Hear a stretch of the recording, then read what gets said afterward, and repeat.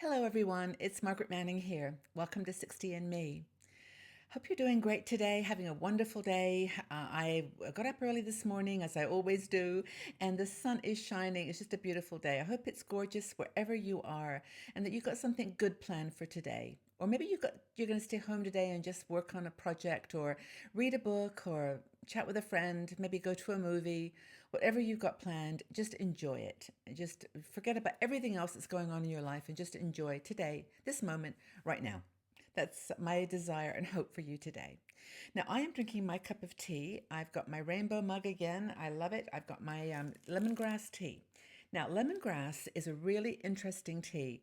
I got turned on to it when I was in Bali and I had it as an iced tea with actual lemongrass stalks in the tea. Really good taste. And I picked up this tea. It's actually Co-op. It's a local shop here. But they do a lemongrass tea. And I looked online to see what it's good for. I'm serious. This tea, as it claims to be great for everything. I mean, I can't even imagine. Digestive system, for your immune system. Is it got antibiotic qualities? It's good for breathing, for your heart. It's just an amazing plant, and I don't know whether it grows in naturally in United States and the northern hemisphere, but in Bali it's everywhere. It's just a plant that grows on the side of the road. But anyway, lemongrass tea. Cheers, everybody. Hope you're having a great tea or coffee yourself. And I want to talk to you about you today. I want to talk about something that we write articles about this all the time. And I just, every now and again, I pick up, I look at them and I read and think, gosh, we have an amazing group of women.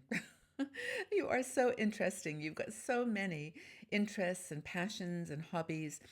And 60 plus, and well, into your 50s too, is a perfect time to start rediscovering the things that you love to do and to do them.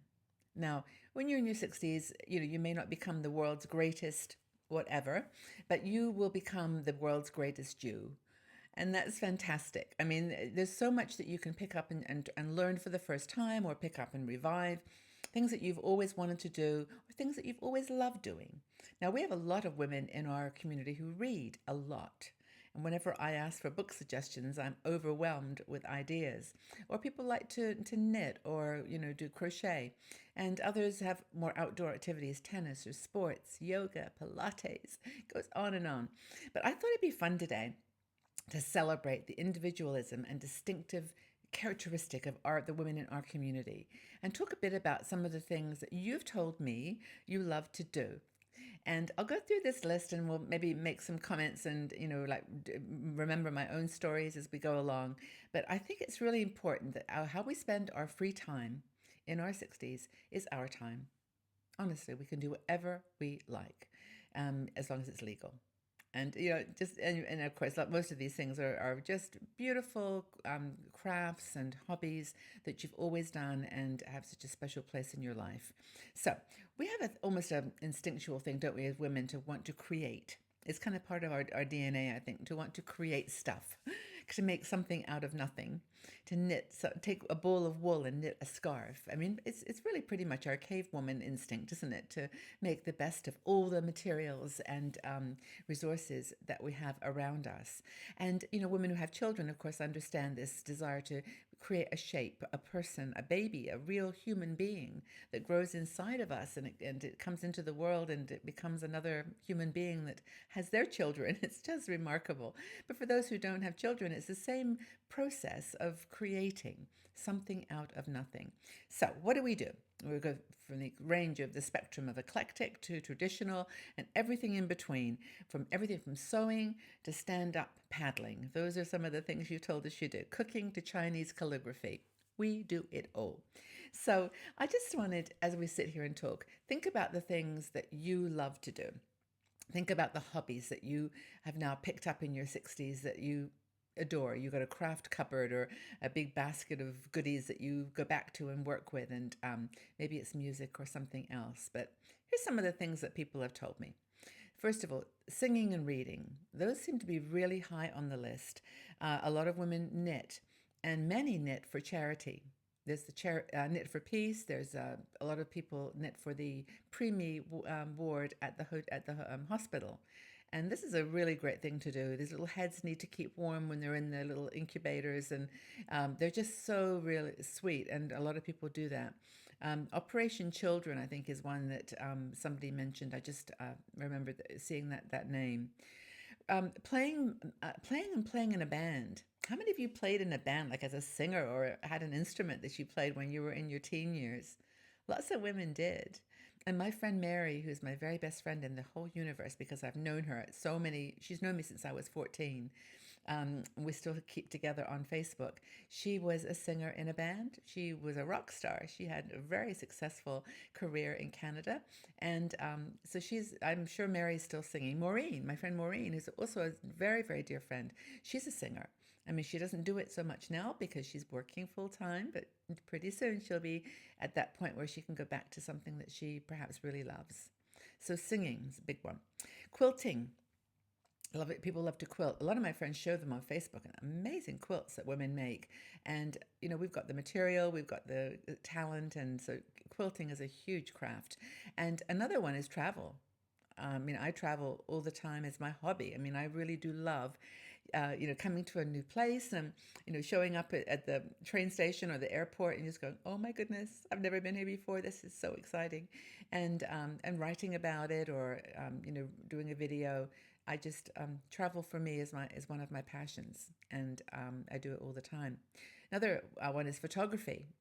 I've always loved photography. I'm not a very good photographer in the sense that I don't have the gear, the kit. I can't do manual setups for pictures, but I do have a good eye, and I do love taking pictures of my travels and my doors.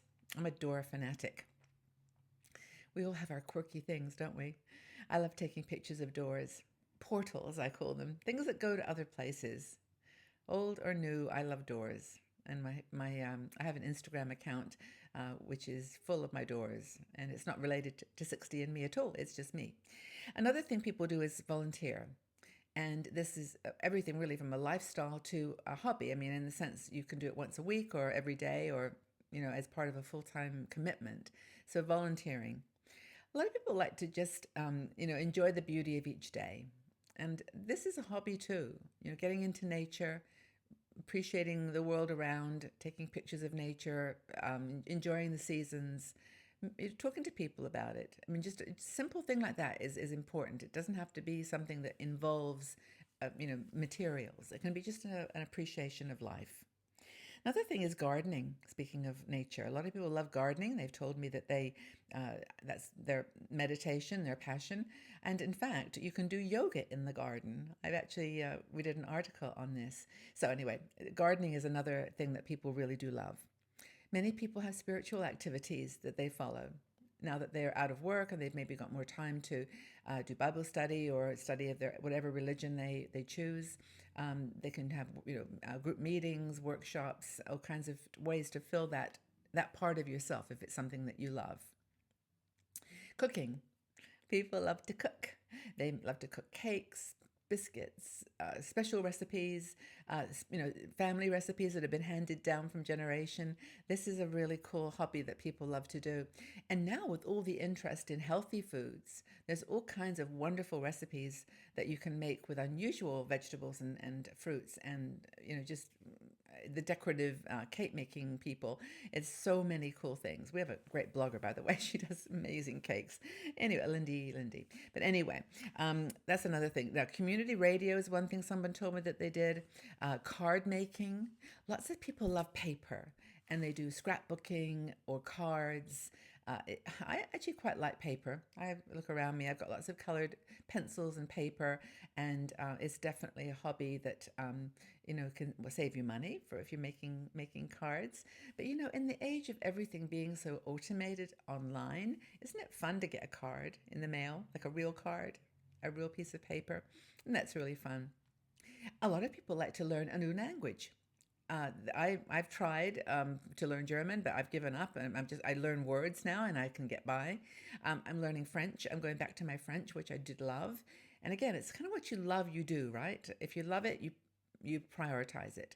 And so that's, I think really, really important to keep your brain active.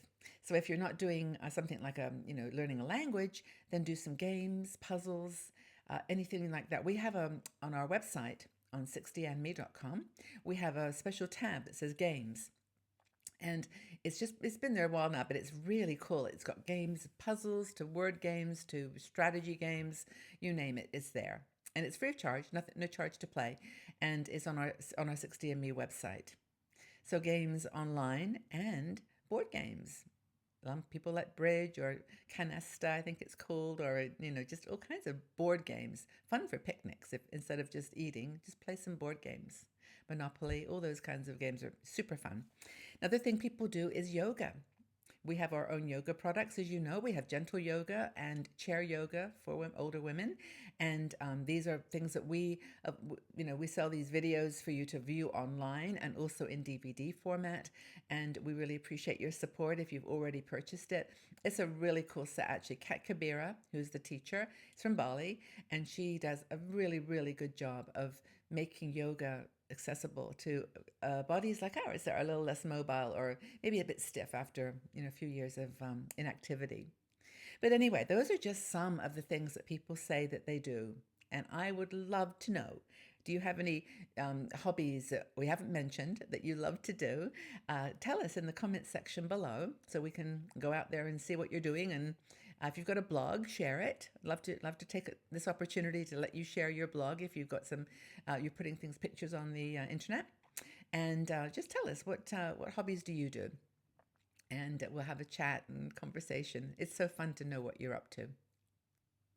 So again, thanks for being here, everybody. Hope that you get some time today to play with your hobbies and your things you love, and just have a great day. Take very good care of yourselves, and I will look forward to seeing you all again soon. Bye-bye for now. Bye-bye.